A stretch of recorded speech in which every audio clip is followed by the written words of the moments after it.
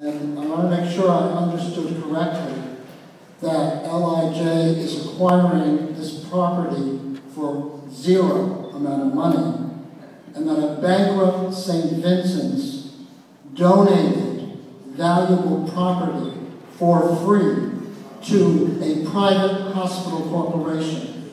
Is that correct? No. That is correct. We're getting the money, we're getting the building here.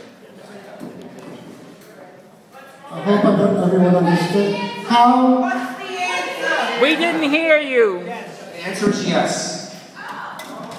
Yeah, we get the building without having to pay for the building, but we're putting $100 million into it to create a healthcare facility. So we're spending $100 million.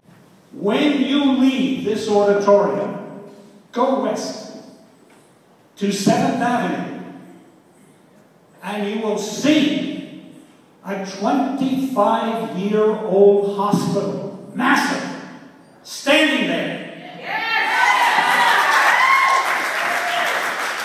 Just 1 year ago, it was an emergency room. It was a 340-bed hospital.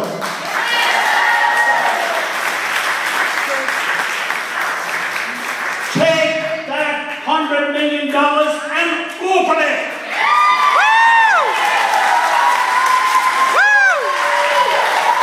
Okay, thank you, George. Thank you very much, George.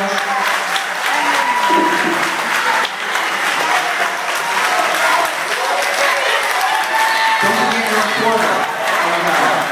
Open, open, open, open, open, open, open, open, open, open, open. Well, how come it seems like all these very rich guys can do, you know, what it is they do to all these poor people, the immigrants and all that? Well, these are all rich people now. Should I name the Rudins who have all this money? They can build everything, take over. Do they have to, like, okay, screw us too? We had other people say that, look, they work for a full-service hospital. Who wouldn't want a full-service hospital? But they're realists, and they're settling for something as being better than nothing. Now, would something be better than nothing when we're talking about ending slavery? Would something be better than nothing if we were talking about concentration camps?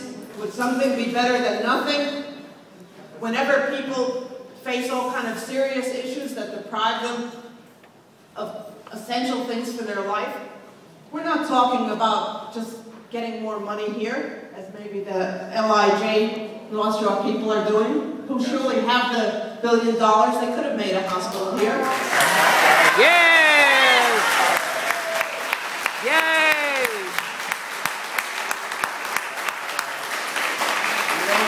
What they're talking about here is people's lives, people's welfare.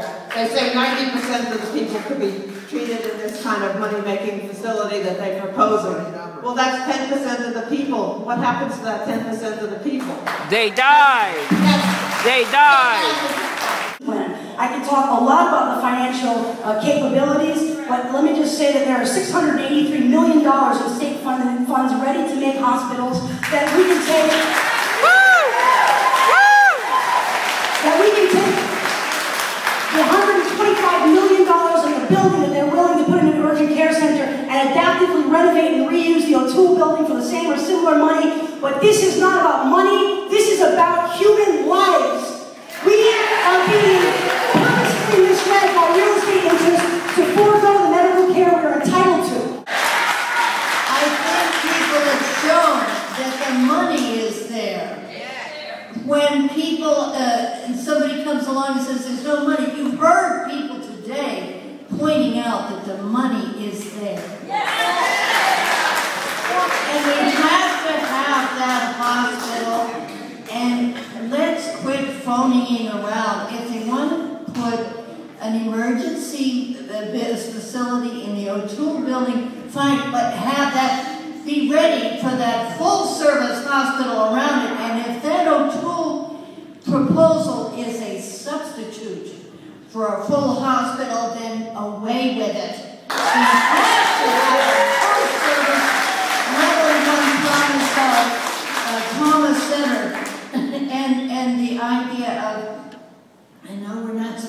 talk about the condos, but we don't need them.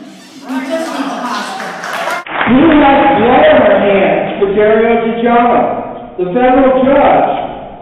Community Board 2, you now have a way to redeem yourself by not approving the sale of St. Vincent to the Rudins without a full-service hospital in place alongside the condos. I really do not want an urgent care center. We have 23 already. Thank you for spelling my name right.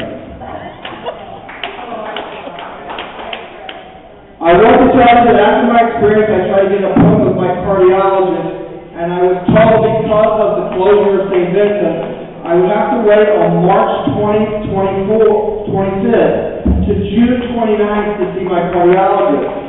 I had to go to the president of Beth Israel to see my fucking cardiologist. Thank you, Timothy. Just so you can wrap up. Brad, you told me you were going to keep a registry of people who died like Dario, like my problem. Tom Blaine did the same thing back in October. You at the Little Red Schoolhouse, Tom at Hudson Gill. Neither one of you opened a phone line or a way for people to call to tell you about the problems. I want Dario entered in the minutes tonight. I'll give you a copy of my speech. But I want Dario's name in CB2's records.